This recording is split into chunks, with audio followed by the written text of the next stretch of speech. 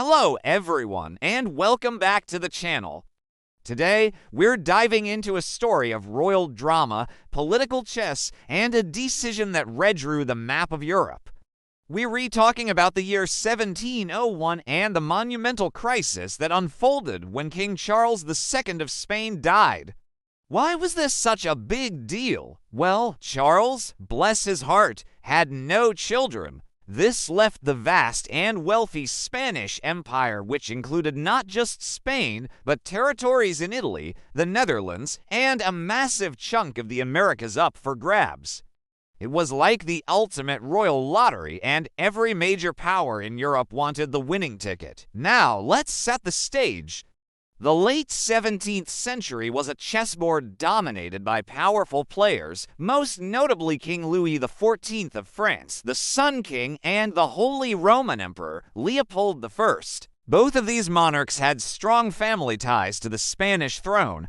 Louis XIV's wife was Charles II's older half-sister, and his own mother was a Spanish princess. Leopold I was Charles's first cousin, and his mother was also a Spanish princess. To complicate things even more, both of these royal ladies had, upon their marriages, technically renounced their claims to the Spanish throne. But let's be real, when an empire is on the line, such promises are often seen as mere suggestions. For years, the great powers of Europe had been nervously watching the declining health of Charles II. He was known as Charles the Bewitched due to his numerous physical and mental ailments, which were largely the result of generations of Habsburg inbreeding.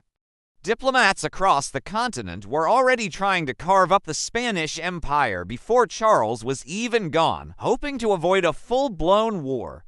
They came up with something called the Partition Treaties. The idea was to divide the Spanish inheritance between the French and Austrian claimants in a way that would, hopefully, maintain the delicate balance of power in Europe.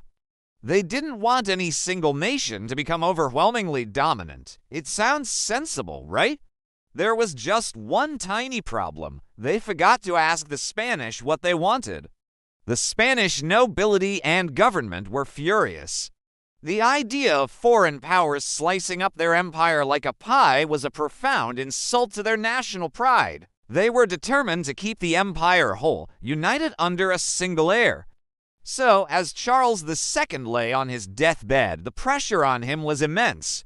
He was torn between the two main claimants, the French candidate, Philip, Duke of Anjou, who was Louis XIV's grandson, and the Austrian candidate, Archduke Charles, the younger son of Emperor Leopold I. The French faction at the Spanish court whispered in his ear, arguing that only the might of France could guarantee the integrity of the Spanish Empire. The pro-Austrian faction argued for keeping the crown within the Habsburg family.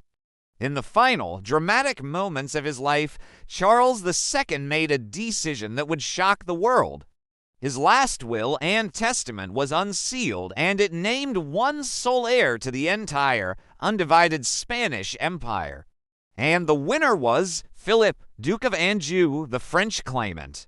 There was a condition, though. The crowns of France and Spain must never be united under one person. This was Charles's desperate attempt to preserve his empire while trying to prevent a French superpower from swallowing Europe whole.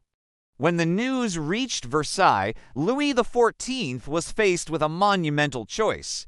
He could either accept the will making his grandson the King of Spain and risking a massive war, or he could stick to the previous partition treaty, which would give him a smaller but less contested piece of the pie. Louis, never one to shy away from ambition, famously declared, "The Pyrenees no longer exist," and accepted the will. He presented his grandson to the court as Philip V of Spain.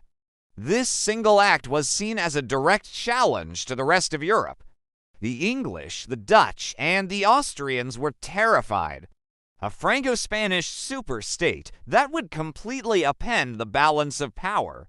Their worst fears seemed to be coming true. The reaction was swift. The other European powers saw Louis XIV's move as an act of aggression. They believed he was aiming for universal monarchy, a French-dominated continent. And so, the Grand Alliance was reborn, uniting England, the Dutch Republic, and the Holy Roman Empire against the combined might of France and Spain. The stage was set for a conflict that would rage for over a decade. The succession crisis of 1701 had officially ignited the War of the Spanish Succession, a global conflict fought not just in Europe, but in the colonies of North America and beyond. This war was one of the most significant conflicts of the early 18th century.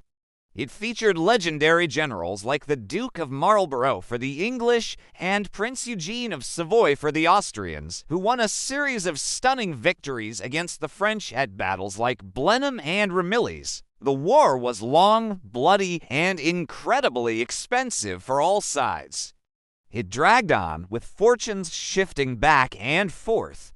For a time, it looked as though the Grand Alliance might completely crush France and install their own candidate, Archduke Charles, on the Spanish throne. But then, another twist of fate intervened. In 1711, the Holy Roman Emperor, Joseph I, died. His younger brother, the Austrian claimant to the Spanish throne, Archduke Charles, inherited the Habsburg lands and became Emperor Charles VI. Suddenly, the Grand Alliance had a new problem. If they won the war and put Charles on the Spanish throne, he would control both the Austrian and Spanish empires, recreating the vast domain of the 16th century Emperor Charles V. This was the exact imbalance of power they had originally gone to war to prevent.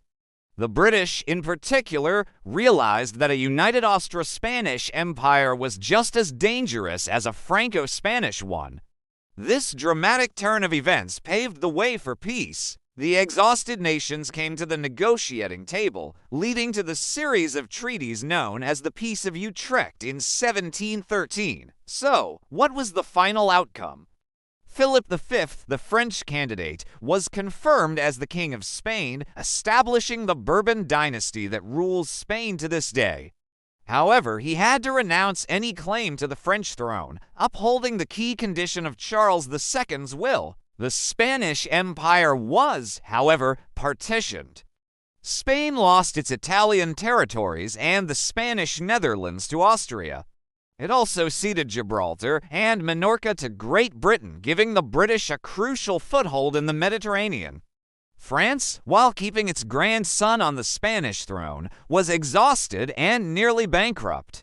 The War of the Spanish Succession, sparked by the crisis of 1701, fundamentally reshaped the European political landscape. It confirmed the rise of Great Britain as a major colonial and maritime power, checked the ambitions of Louis XIV's France, and established the principle of the balance of power as the guiding tenet of international diplomacy for the next century. It all started with one king, no heir, and a will that set the world on fire. It's a powerful reminder of how the personal and the political can collide to change the course of history. Thank you so much for joining me on this deep dive into the succession crisis of 1701. It's a complex but fascinating story, and I hope you enjoyed it. If you did, please give this video a thumbs up and don't forget to subscribe to the channel and hit that notification bell so you don't miss our next historical adventure. Let me know in the comments what you think. Was Louis XIV right to accept the will? We'll see you in the next one.